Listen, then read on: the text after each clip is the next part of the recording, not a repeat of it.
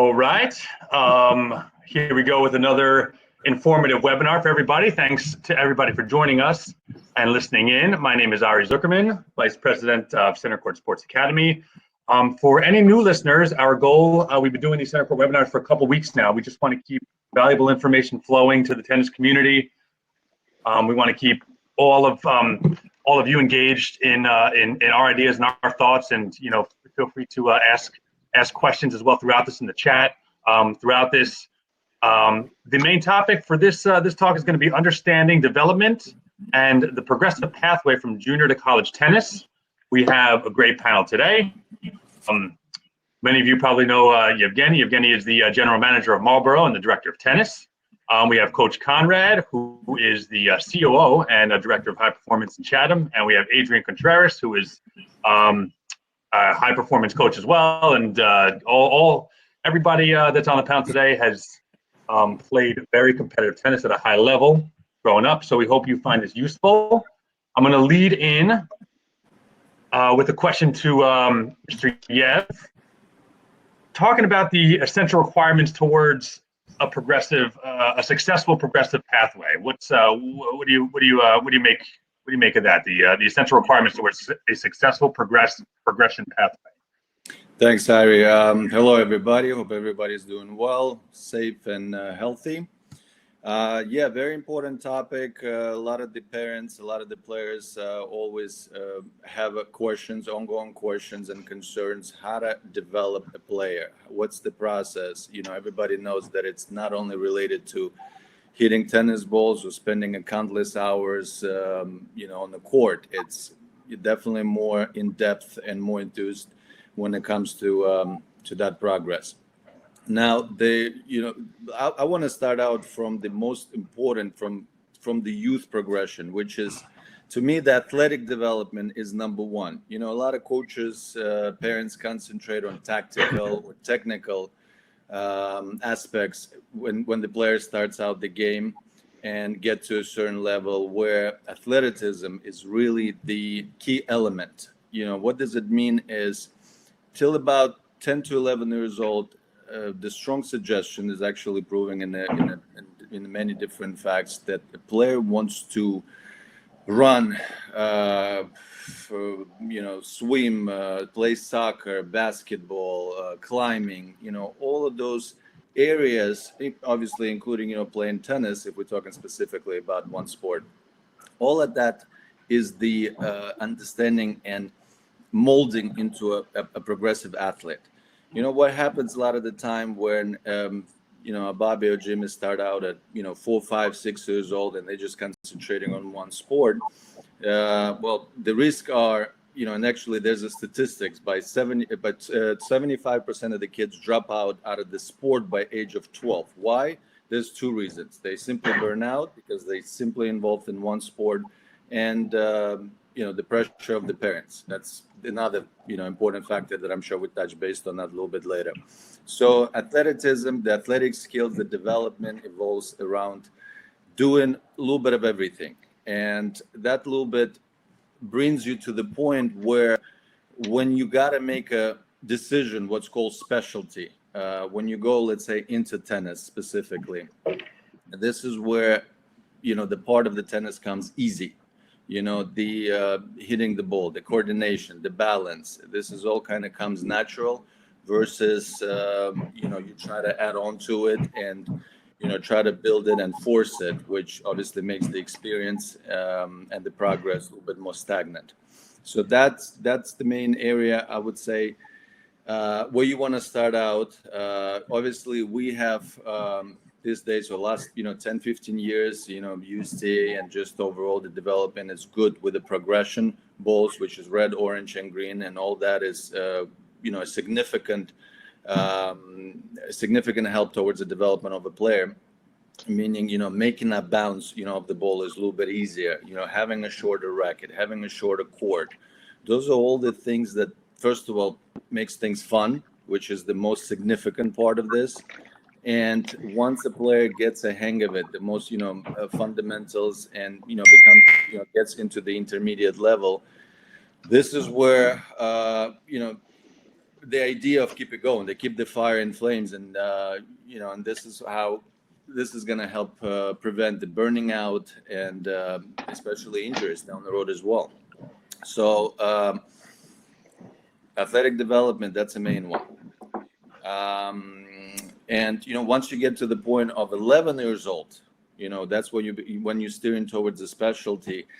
A lot of parents question, well, what do we do there? I mean, what kind of tournaments we play? Do we enter the competition? Do we start out with the in-house events? And all those things are true and correct. And I would suggest you want to start out with an in-house tournament, such as, let's say, it's UTR, that is Centercourt, and I'm sure other places are getting hooked on it.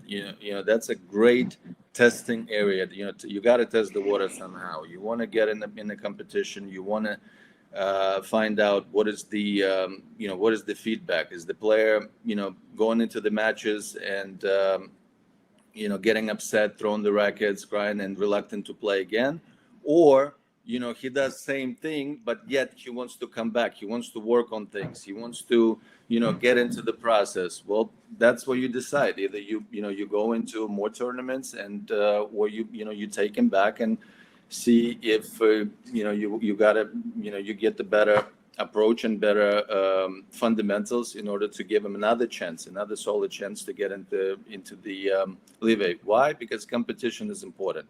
I mean, we all know that playing for fun is the initial and important aspect that we all start out. We love the game, we want to be in it, but if we talk about specifically transition from junior tennis into the college, this is where that fine line starts. When it gets to competition, you want to get to the point where you go into the matches, you get that extra experience, because it's simply plain and simple. You cannot get it by practicing 10-15 hours on the court, either 15 hours of privates or 20 hours of groups. It's a mix, it's a mixture, it's a whole kind of, it's all in the menu kind of idea. And this is where further on, this is becoming a whole different area of what do you do and how you do. Winning at 10 years old is not the same, winning at 15, 16, or 17 years old. Every college coach wants to see an aggressive type of player. This is where the difference or the liner is. They're looking for that pro format, right? The professional player, you're taking the initiative of the point, getting inside, finishing the point at the net, perhaps. And but obviously getting to the point, you got to create a very good fundamentals, the technical aspect, the tactical, but most importantly, athleticism, which is the first initial aspect. This is what's bringing the menu. That's what breeds a player into in a certain format. Real quick, yeah. Why don't you tell us about like your pathway? I mean, you played obviously college tennis. Yep. When did you realize that, like, listen, this is something I want to do, possibly professionally, definitely in college, and just go, talk about that for a few minutes. And I know Conrad has a couple questions as well, but I've never talked to you about that, so I think that'd be interesting. Yeah, I would say for me personally, the idea of taking it to the next level and taking it possibly further into the pro level, which I did for quite some time, not too long, unfortunately. It was about 13, 14 years old, which is, I find it, a perfect age. I mean, this is where the mind and the body is becoming more of in the right state. And hopefully by that time you develop a certain skill level. And, the idea comes out to competition. I looked at myself and, asked my question. Do I want to play a certain amount of tournaments? Do I want to, play just this type of tournaments, or I want to get into a next level or higher level events? And, the bottom line is, it really comes down to you as a player, is what your mind at, and if you're ready to commit. And that's a whole different subject and topic. And I'm sure Conrad and Adrian would follow up on that as well. The commitment part, everybody, the way I look at it, everybody sooner or later would know how to hit the ball. Some better, some less, some going to be a little bit faster, some a little bit stronger. But it's the inner desire of, wanting to compete, not being scared, not being intimidated, go into, into the competition day in and day out. We all go through, moods and, the energy and, on the daily life. And this is the commitment. This is the commitment where young players, have to make probably from, 12 to 15 years old. I mean, because this is fundamentally a very important age bracket to really know, if this is, this is the right thing and where you want to take it. Because look, college tennis differs as well. There's, Division I, Division II, Division III, and there's different layers of Division I, and there's different categories, what school to play for. And I don't want to diminish any other, let's say Division II or Division IIIs, even though that, that path is, opens up really well, and it looks more prosperous these days than it was before. And basically this is where a player is going to find out, and the results is initial part. I don't want to put a harsh reality to this, but college coaches do look at the certain criteria. They look at the results as the probably main aspect, because this is where they figure out where the player is, what is his intention. UTR these days obviously helps to do that mathematically. And what is the potential of the player? If somebody gets to the 16, 17 years old for the junior year, and they're at a certain level, and let's say they want to play for University of Florida, which is incredible SEC school in the program, but they're at UTR, let's say 11. What are the areas? What are the perimeters needs to be done from to push that extra gear? How to go from 11 to 12? What do you got to do? What's the path plan are you taking? Are you working on your fitness? Do you have a regimen? Do you have a program written out for you? Are you committed to your diet? I mean, all the little things that come into hand and become very, very significant and multiplied, just because the coaches look at those things. I mean, and sometimes players get to the college at a certain level, and then the coaches look at what is the potential, how well a player improves from each season or from each quarter, let's say. Versatility of the player, ability to play singles, doubles. As we all know, the doubles is significantly important at the college stage, and every college coach emphasizes on that as well, because it's it's a huge point, especially to start the rubber. And the other things, the work ethic is always there; it's automatic.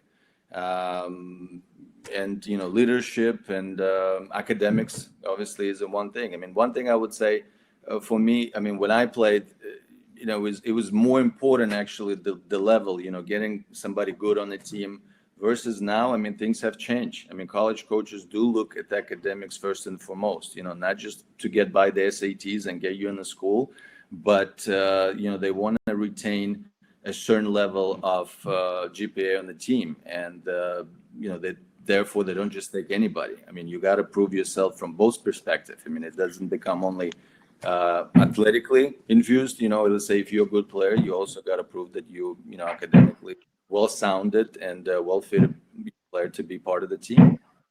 Let me open it up to Conrad and Adrian as well, because I think the topic is fascinating. Most of the kids on this call, and parents as well, are probably between about 10 and 15. So, I mean, what's your guys' take on what it takes for the 10 to 15-year-olds who have college aspirations? I mean, I think time training, all that. Ari, if I can jump in and ask a question to both Yev and Adrian. Yeah, do it. We've all been around the tennis scene a very long time and seen many players come and go. Some that have been top national level and gone college, some that have decided to go to the college, the pro pathway. Certainly in the last 10 years, the landscape, 10 to 12 years, the landscape has changed substantially. We now know that the top 100 ATP males achieve their peak ranking at the age of 28. We know females achieve their top ranking at the age of 26. Now, that is well and truly after they are at an age where they've graduated from college. So, I mean, from coming from Australia, where we have a college tennis system that's very small, nothing compared to what you have in the US. The season is very short. So most players with ability are forced into having to make a decision to either go to Europe and play club tennis, team tennis, or, Bundesliga, for example, very popular, or play money tournaments, which is what I did. I played a lot of prize money tournaments. I played European club tennis, and I played satellite tennis. So for me, it was always academics first. My passion was that, and then tennis. There are obviously going to be a lot of kids in that situation here too. My question to both Yev and Adrian is, and we'll start with Adrian's feedback, is what has this new peak age done to players' aspirations? And what do you guys believe is the right pathway from being a good junior, now knowing that you're not going to hit your peak if you stay in the game until that later age? How are you guys? Thank you, Conrad. Very good question. As you know, we do have at Centercourt and many other tennis places around the country, and certainly New York, a lot of players around the ages of 14 and 16 years old, right? So they're recently developed physically. The physicality of their body today is very different from what it was two years back, right? And so with that, they have new options. And depending on how committed they have been over the last few years, I applaud all comments by Coach Imye, because you require physical development, you require obviously tennis development, which requires a lot of years and a lot of passion and commitment and order. There's no such thing as, all right, well, later in my life, you know what, I want to go this pathway, let me start training hard. It's given the competition that players are facing, when they're 15, 16 years old. By that time, they have to have a clear idea of where they are today, what their goals are for their last years of junior tennis. And in my opinion, one key concept that coaches can help very much is, and parents, is together starting to plant the seed of, if you're a tennis lover and you're good, like you've been proven to be good enough to go over the filters, right? National level, local, sectional, and then later national, and then the UTR number is going up because of your results. If you've been proving yourself that you have the skill and the mental skill to continue winning and continue doing good in this game, and you start looking at college, it's very important that you understand the reason why the age, or one of the reasons, right? There's several, but one of the reasons why ATP and WTA age cap has gone up is because players are fitter now than before. Players are taken way more seriously, and by the time they're 28, they're fitter than when they were 22. It's that simple, right? We have Federer at 37, 36, almost as fit as when he was, right?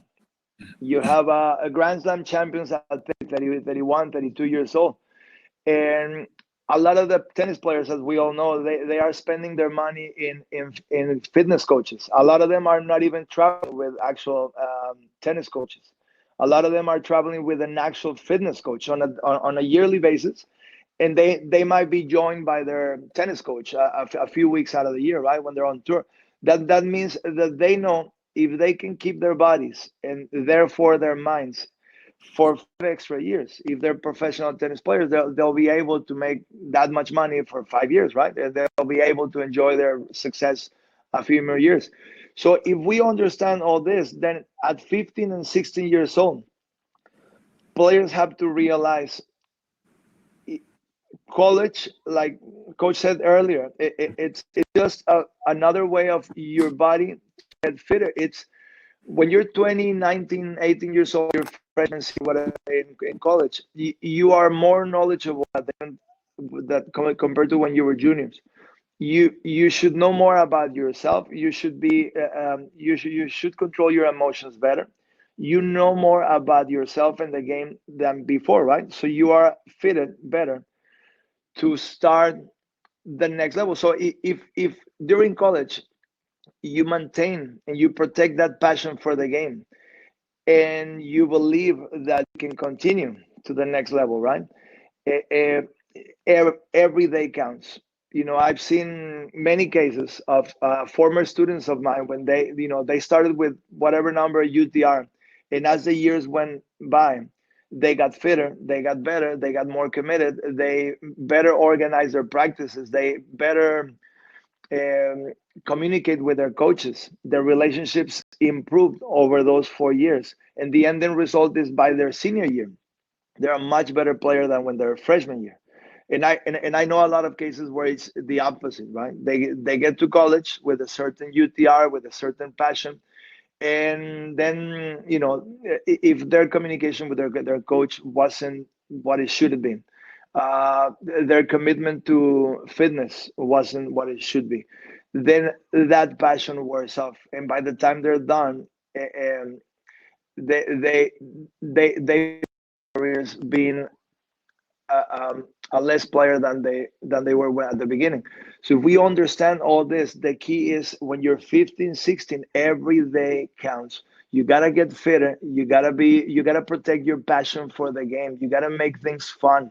You gotta compete in a way that when you're competing, it's interesting to you. You gotta look forward to every competition. You gotta learn from every loss, which you're gonna have more losses in many cases than wins, or in some cases. And so you gotta have a bulletproof protection around you with your parents, your coaching staff, your the people that you train with. Everyone contributes to the development of this player. Many things can happen, positive or not so positive, between that 15-year-old kid being a good junior player, a top 10 in the nation perhaps, and their freshman year and their senior year. There's a lot of things that can be done better. And so the key is every day counts. Take care of your fitness, take care of your mind, take care of your personal your life. No, you gotta have a life outside tennis. If you're that committed, tennis is gonna be a big portion of your schedule. But you gotta have a life. You gotta have an outlet for you to make it fun. When you're training, it has to be fun.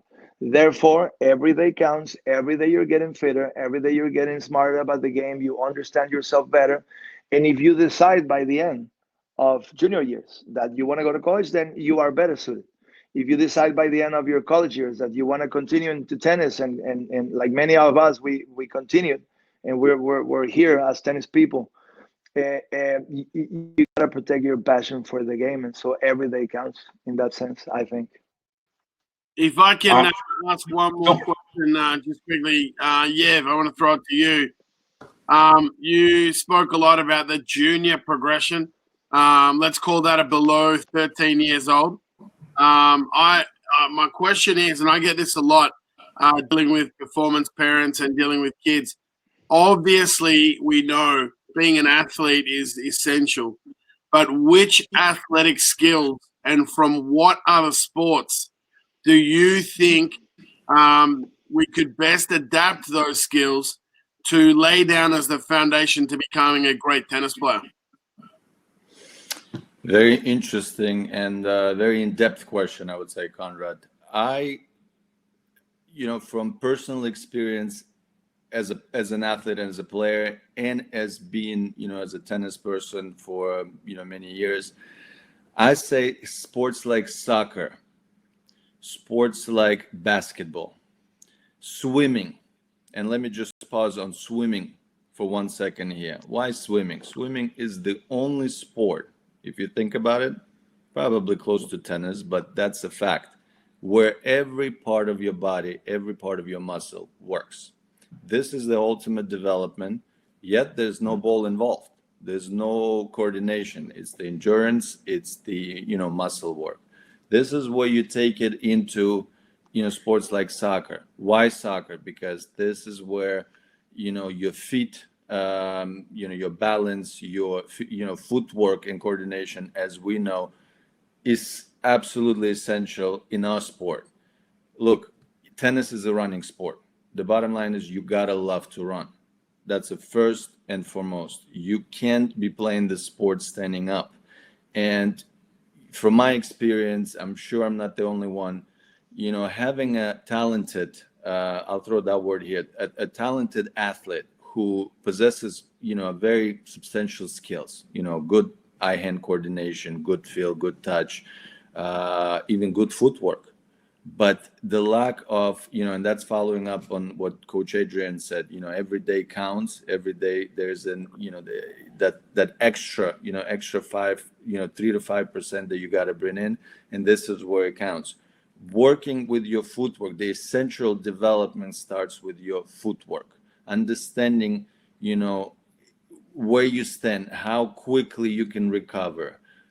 Basically, it's like the sensors, the sensors on your card, same thing, the sensors on your feet. You got to know exactly where you are, understanding the geometry of the court, recovering, stretching, because it's agility. It's not running straight forward. It's, it's a lot of kind of ripped movements, sideways, backwards, front, and so forth. I mean, this is the first initial aspect.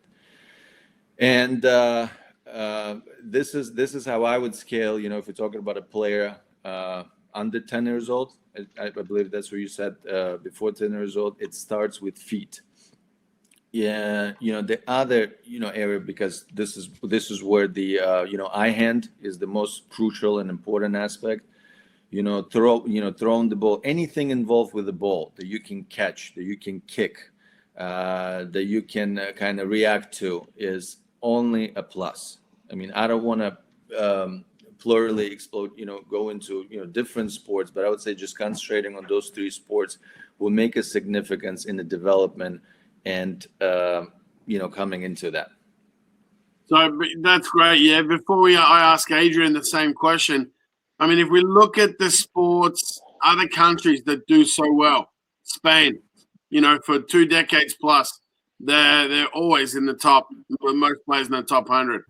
Big football countries, European handball countries like Holland, big in European handball, which are throwing, running, kind of, fast, intermittent sport.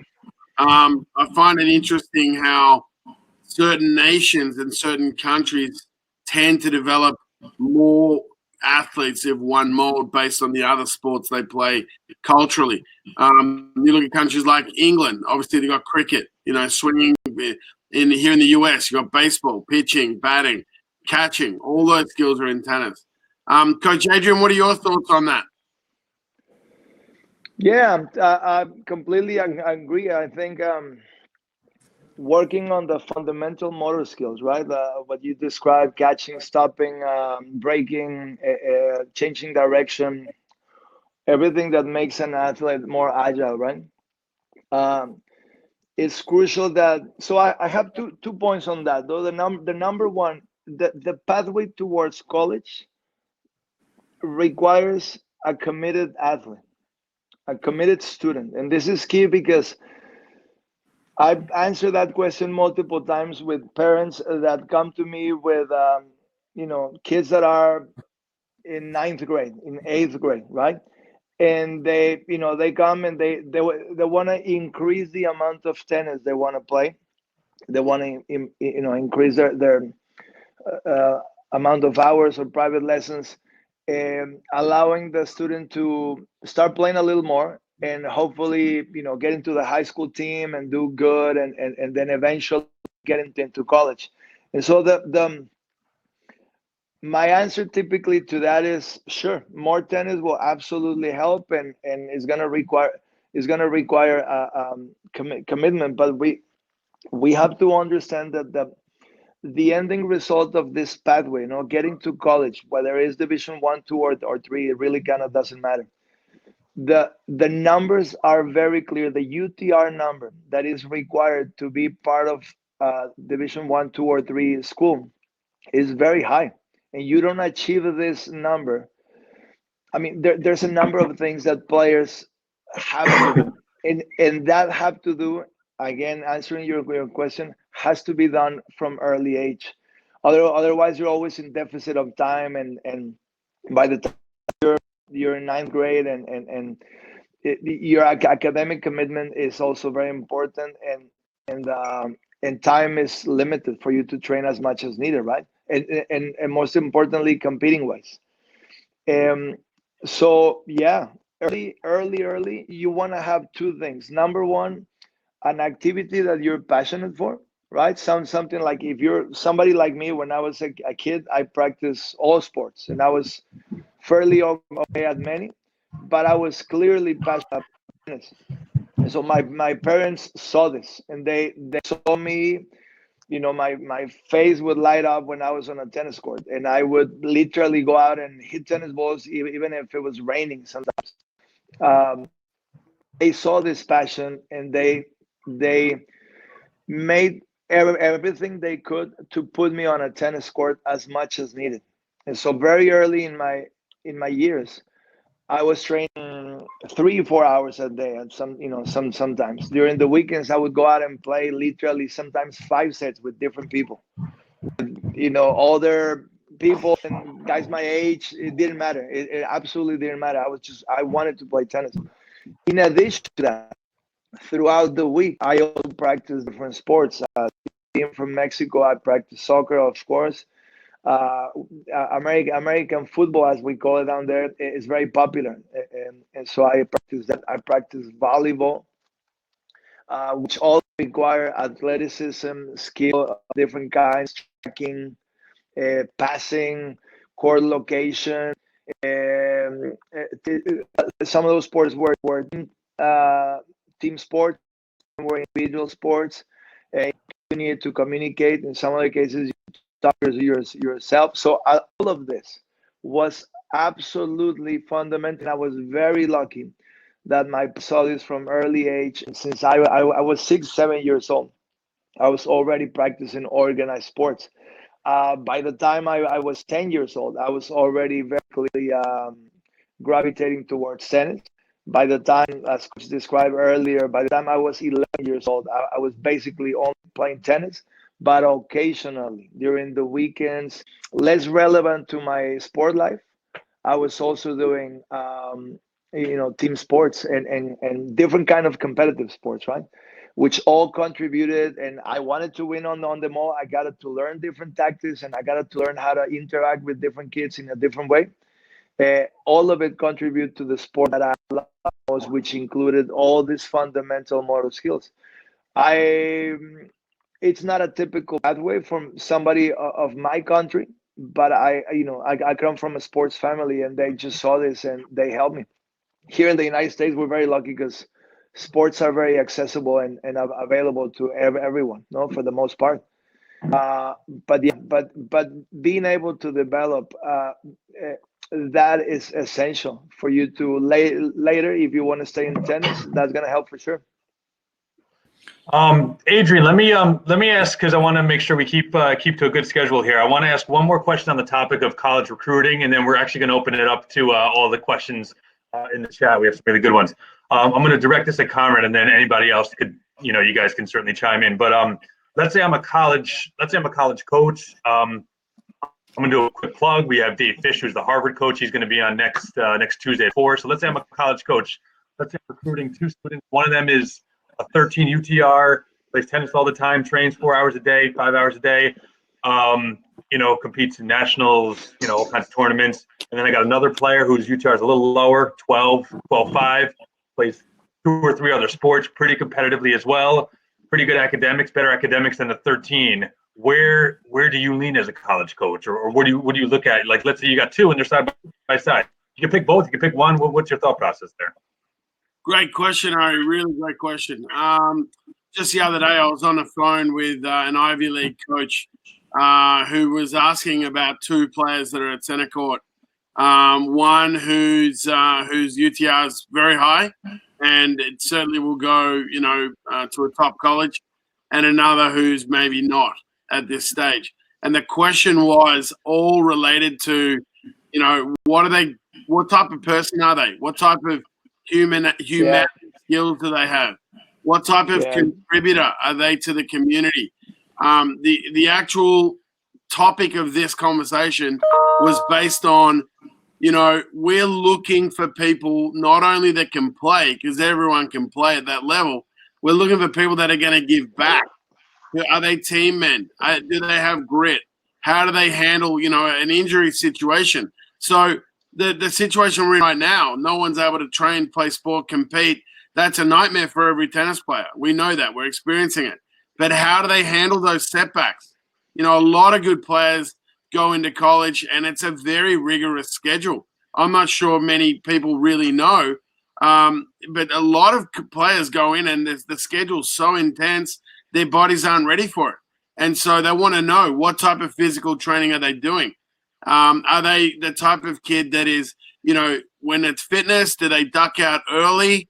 Or are they the guy that's always at fitness? Are they the first one there? Do they warm up? Do they cool down? Are they giving priority to good nutrition? What type of parents have they got? Are their parents positive? You know, so those are the things other than the obvious with, you know, it's SATs and scores and tennis level and UTR, which we all know has to happen. The intangible topics that coaches are looking for, it's pretty much related to the quality of the human. And, you know, this particular coach was very interesting, was saying that things have changed in the last sort of 5 years. Now they're really looking more at what type of person. Are they going to improve when they get to college, or are they going to plateau at college? Are they going to get into this environment and absorb everything that's here? Training opportunities, other opponents to hit with, you know, everything's in front of them. Are they going to maximize that opportunity, or are they looking to get here, get the name, you know, get the nice transaction, and that's it? And so that would be my feedback on that topic. You know, and I'm a big believer in holistic development of athletes. You hear me talk about that all the time, whether it be that they're academically strong. You know, you need to value academics and read between the lines. Academics, getting good results is one thing, but getting good results highlights to college coaches that you have a commitment to excellence. You have a commitment to self-improvement. You have a commitment to becoming better. You're not complacent. You're not happy with where you are. You're always trying to find one little detail to get a little better.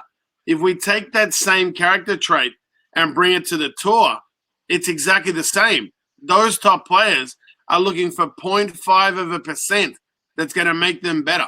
What's going to make them just that little bit more flexible? What's going to make them recover faster? What's going to make them lighter?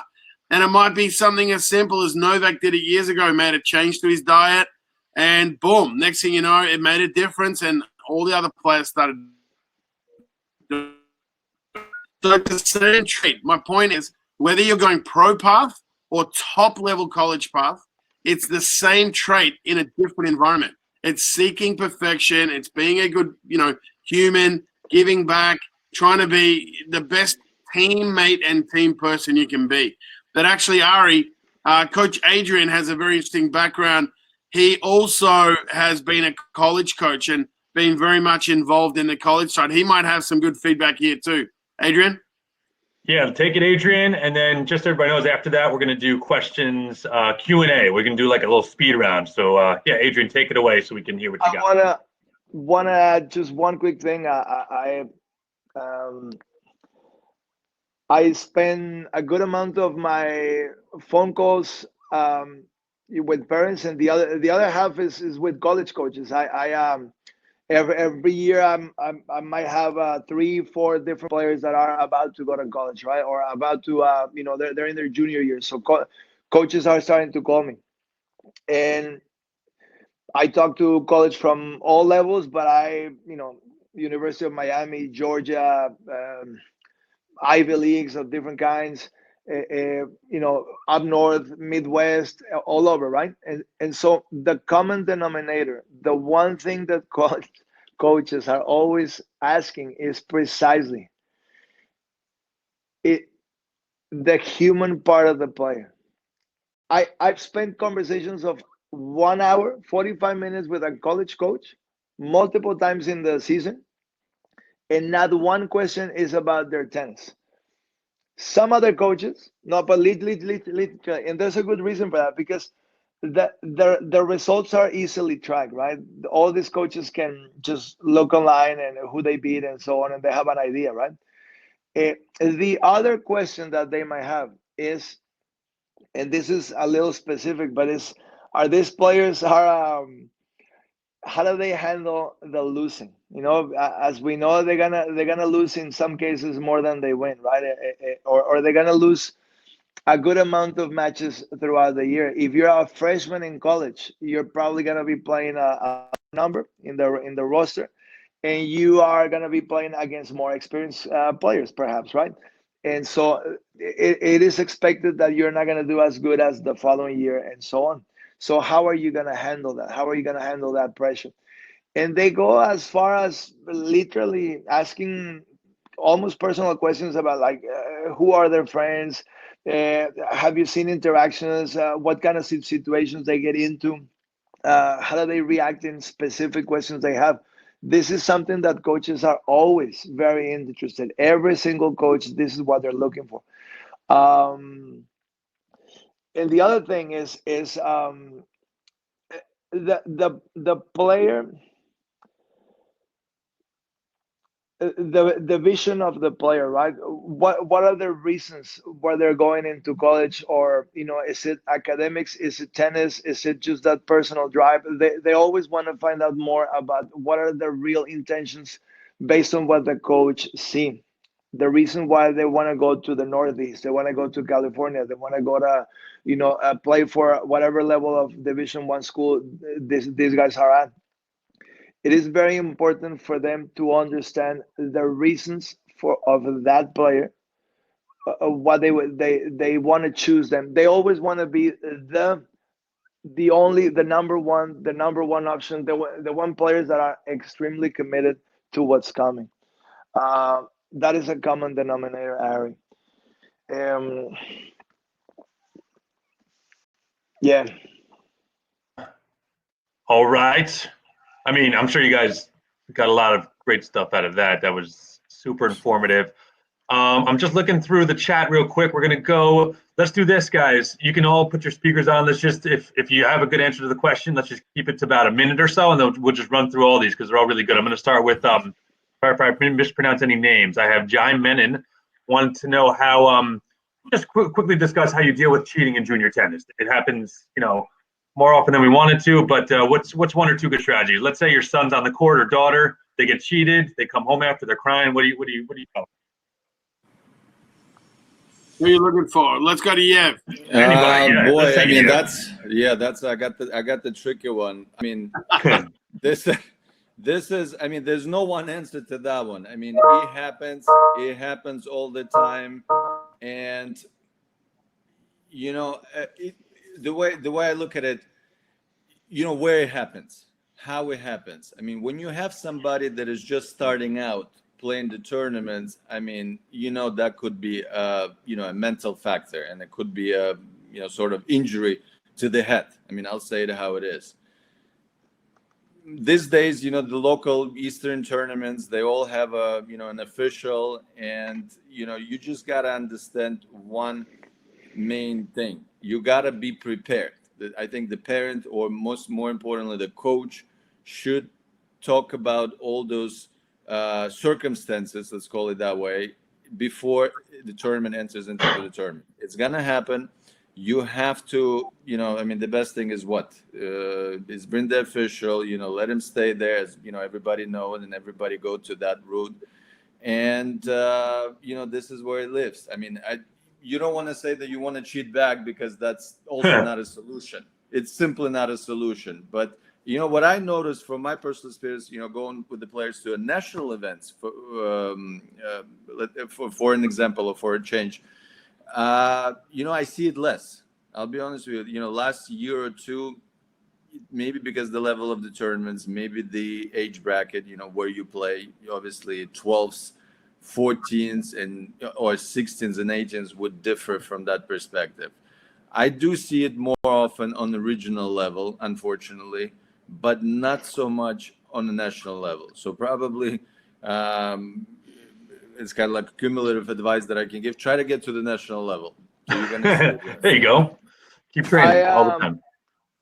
I have a few comments on this, because I every weekend players coming back on their matches, right? And parents, and I get 5 pages emails by parents that are basically complaining about cheating.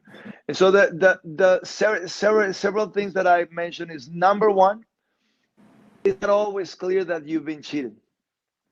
Often when I'm there, I'm watching the same match with a parent or another person, they are going to say that somebody just got cheated, and I will disagree with them. Often, and we are sitting next to each other, right? So that's one thing.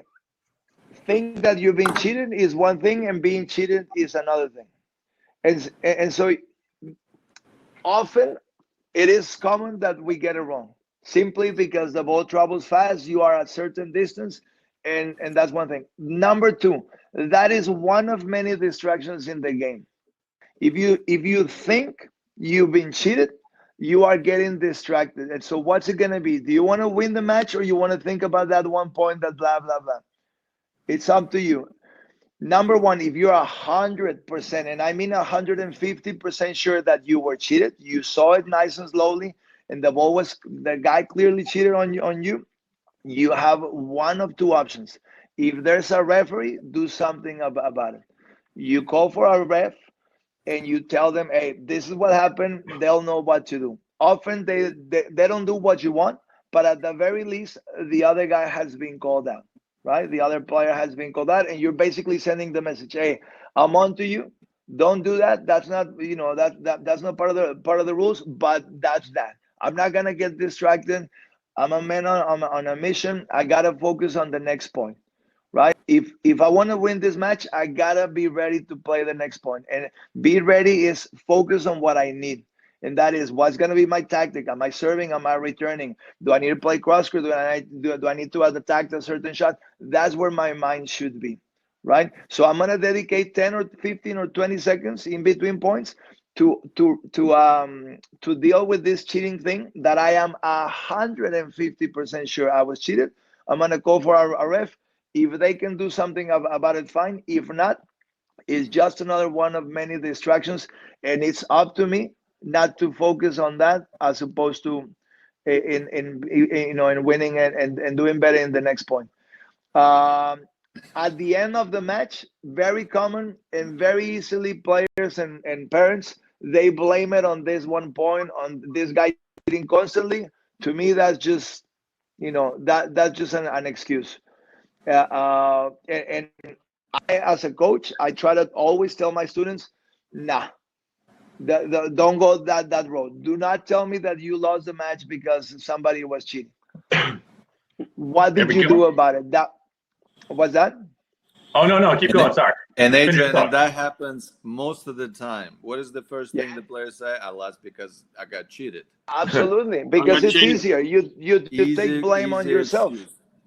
Right. You take blame on yourself, and the fact of the matter is that it's part of your tennis life. You will be cheated. Oftentimes, half the time you're not sure, and the other half you might be sure, and the other third or half you're gonna be wrong about it. It's part of the game.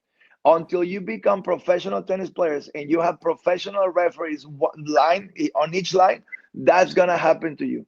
No, and until you are exposed to this magical technology that we see on TV, where the Hawkeye, whatever, can tell you whether the ball was in or out, until that happens, that is part of the game. The same way your shoes are part of the game, your tennis rackets and your tension is part of the game. It's just one another thing that could or not be a distraction, and it highly depends on your mental capacity of being ready to play the next point or not.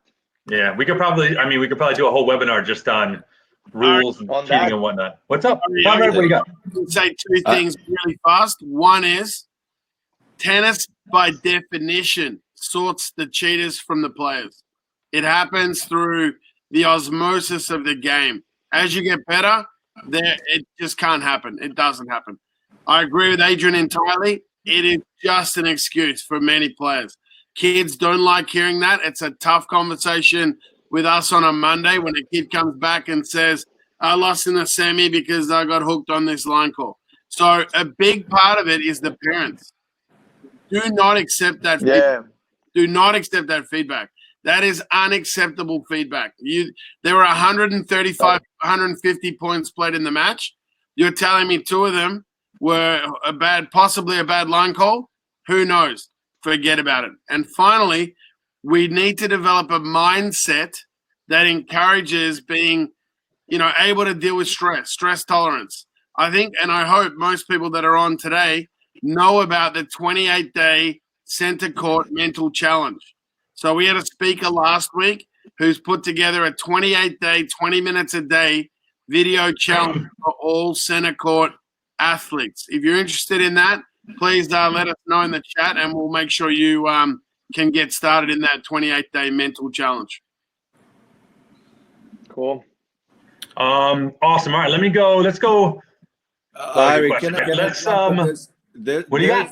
You got some points? All right, go. Question by Rishi, if I say it correctly. Rishi Gajar. Yeah. What if you play very aggressive and good, but you keep losing? Playing very aggressive, is that okay? I mean, it's a very, very good question. Good question. We did talk about it a little bit earlier. And again, going back to the development, how you go to the next level from when 12 to 15 years old, and you got to develop weapons that you're going to take it into a battle, because again, winning matches from 10 to 14 is actually different when you go to 16 and up, and especially try to get it into college and have as smooth as possible transition.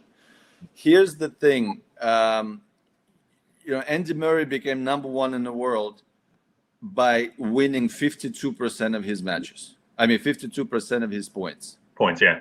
52. Think about it for a second. That's barely over a half. I think Nadal won 55% of his points last year at number one in the world. Right. This is where, analytics, and actually a great webinar with Mr. Craig the other day. Those are very interesting things to look for, because statistics will tell you a lot, and they will justify that, the idea why you should play aggressive. Roger Federer and Serena Williams, when they won Australian Open, I believe they won both 48% of the points on the baseline, at the baseline, right?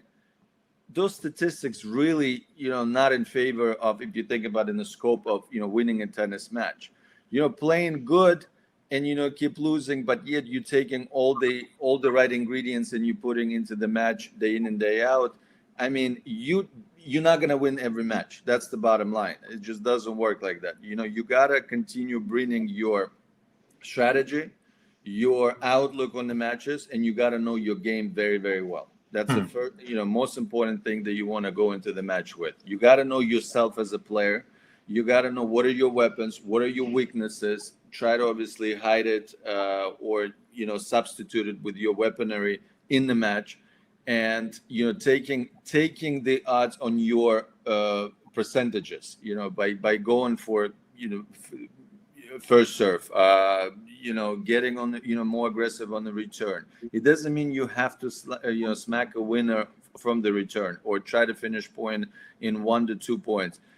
In other statistics, I believe also by Craig O'Shaughnessy, is 90% of the points won from 0 to 4 under 4 rallies, shots, yeah. Right? 90%, where only 55 won from 4 to 9 ball rallies. Yeah, he studied the Australian Open, so it was for a specific tournament, but it's probably pretty much across the board.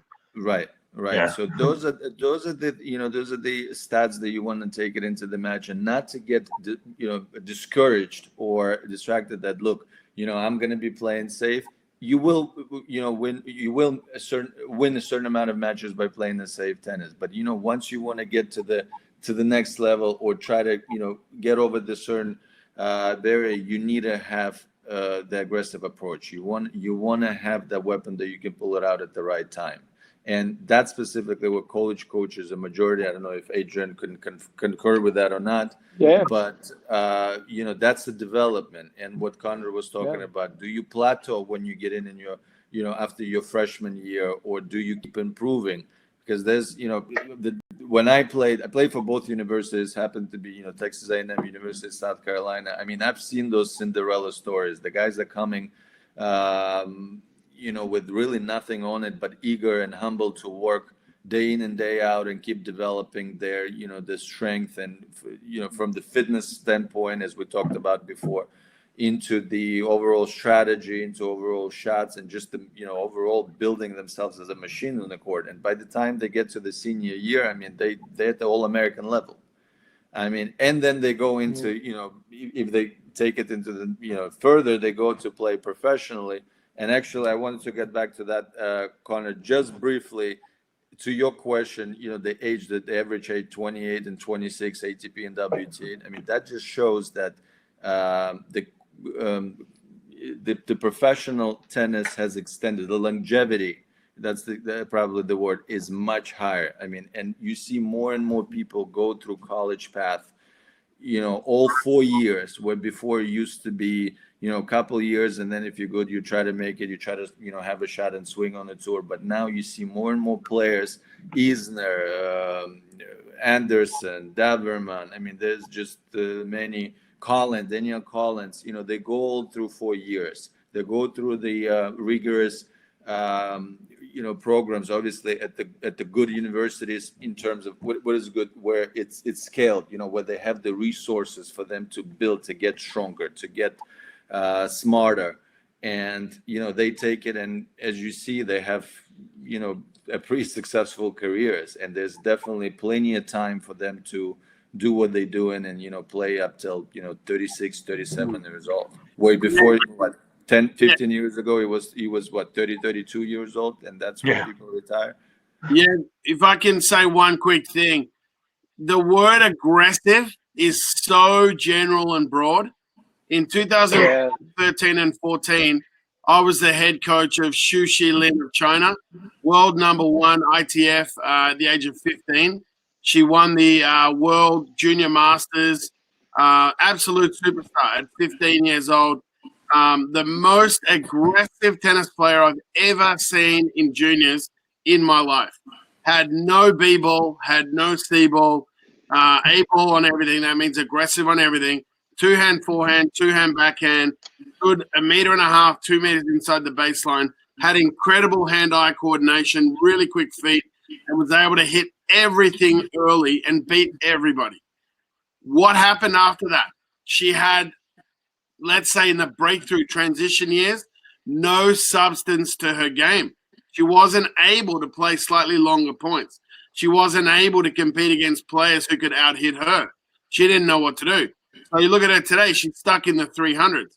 And this conversation we were having when she's 12, 13, 14, 15, we've got to add a B game to your game. It's great to be aggressive, but aggressive is a big thing. You can be aggressive with your racket speed. You can be aggressive with your core position. You can be aggressive with your idea. Hitting a second serve, charging to the net, that's aggressive. Hitting a slice backhand when everyone's trying to bang two hands, that's aggressive. Playing a drop shot when you're in control and in balance, that's aggressive. So the word aggressive is so broad. Kids today need to understand you can be aggressive in many, many, many ways. The other thing I would like to add to that comment, let me just get this right.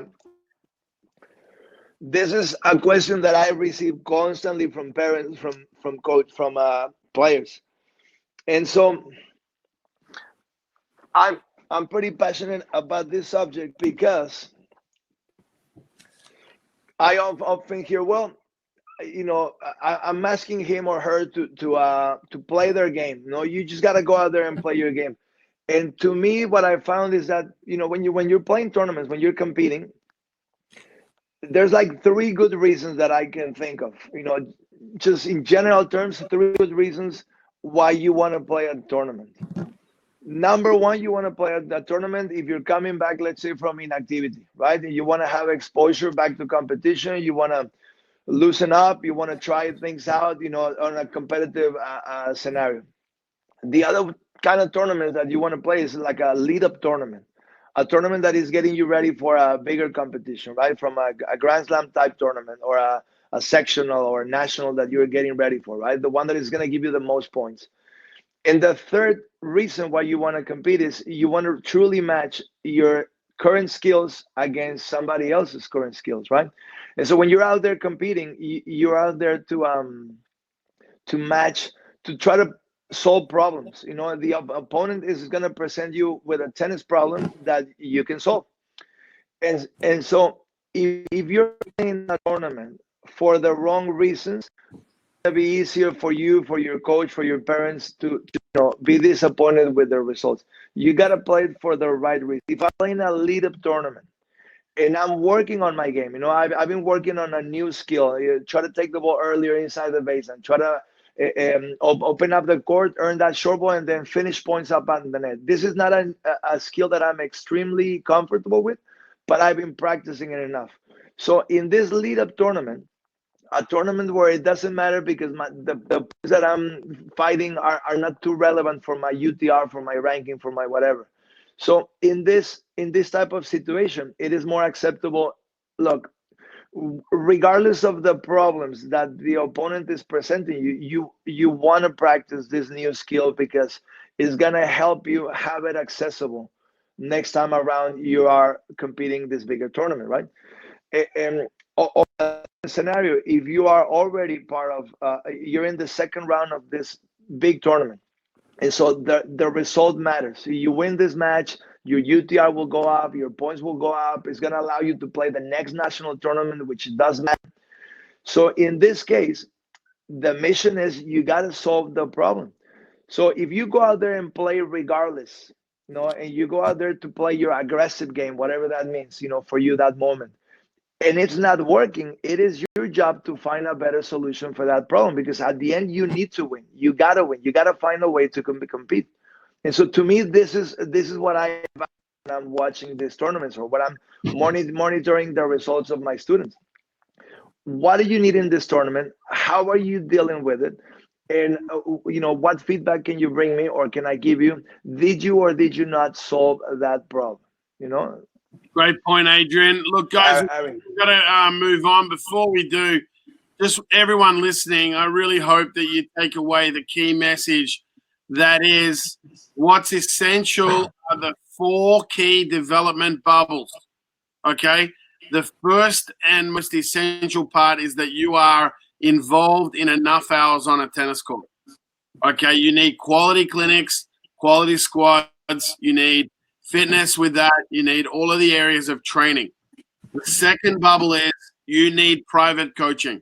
If you're serious about your tennis level, you need to take private lessons.